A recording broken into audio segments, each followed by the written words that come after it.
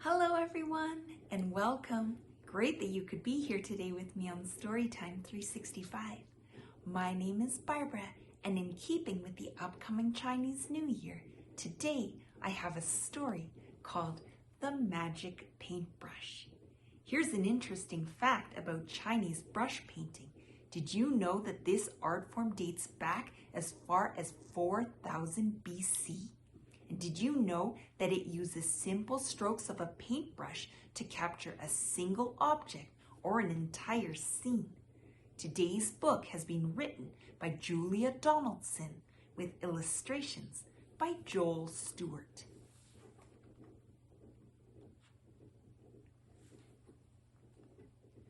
Go and catch some shrimps, Shen. Go and catch some fish. Go and gather oysters to fill the empty dish. Shen sits on the seashore. A stick is in her hand. She sits there drawing pictures in the sand. She draws a flower, a flying fish. She draws a boat at sea, a hen, a hare, a dancing dog, a weeping willow tree. The waves roll in and wash away the pictures in the sand. But on a rock there sits a man. A brush is in his hand. He looks around. He calls to Shen. Come here, he whispers. Hush! We don't want all the world to know about this magic brush. He slips the brush into her hand and tells her to be sure never to paint for wealthy folk, but only for the poor. Did you catch some shrimps, Shen? Did you catch some fish?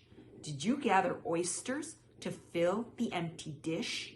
No shrimps, no fish, no oysters. Shen laughs and runs inside. She paints a pot, then stands and waits until the paint has dried. The paint dries on the paper. The painting of the pot is not a painting anymore, but real and steaming hot. The pot is full of shrimps, Shen. The pot is full of fish. The pot is full of oysters to fill the empty dish.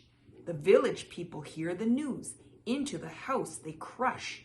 The young and old all want to see Shen and her magic brush. She paints a melon for a boy, a ladder for a man, a basket for a woman, and for a girl, a fan. And soon the news spreads far and wide, and people stand in queues for blankets, boats, and buffaloes, for hats and coats and shoes. The news spreads over fields of rice and over desert sands, until at last, inside Shen's house, the powerful emperor stands. I order you to paint a tree and make it very big. Instead of leaves, paint golden coins, 100 on each twig. Shen shakes her head. Your Majesty, I promise to be sure never to paint for wealthy folk, but only for the poor. The emperor scowls and stamps his foot. He bellows to his men, seize the magic paintbrush and seize the girl called Shen. Now Shen sits in a prison upon a cold stone floor.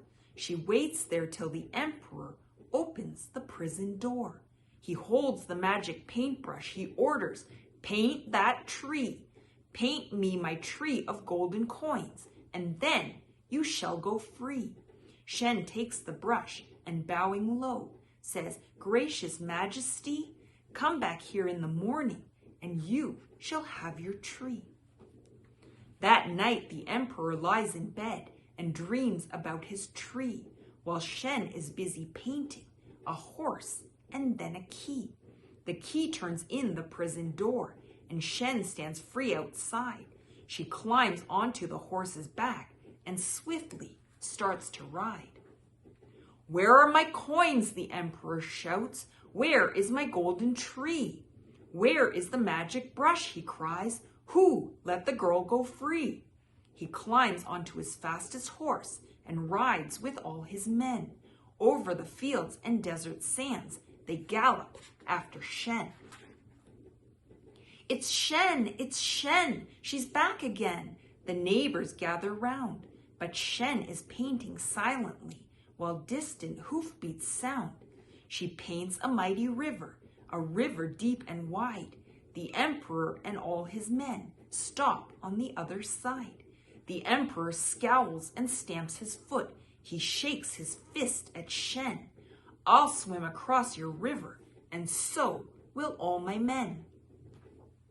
But Shen is busy painting a beast with scales and claws. Its scarlet wings are open, and flames curl from its jaws. My dragon needs a tail, says Shen, and then it will be real. Yes, then it will be roaring and ready for a meal. Now, shall I paint that tail, she asks, or would you rather go? She dips her brush into the pot. The emperor cries out, no! He turns his horse and rides away.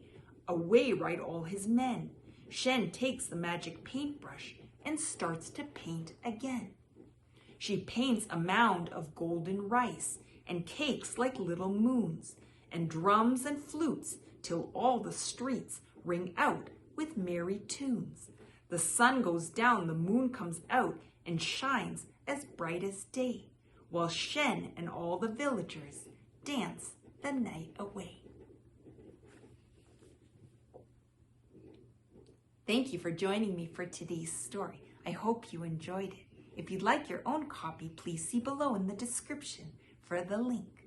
Please remember to like and subscribe, and I look forward to seeing you all tomorrow for another story. Until then, bye!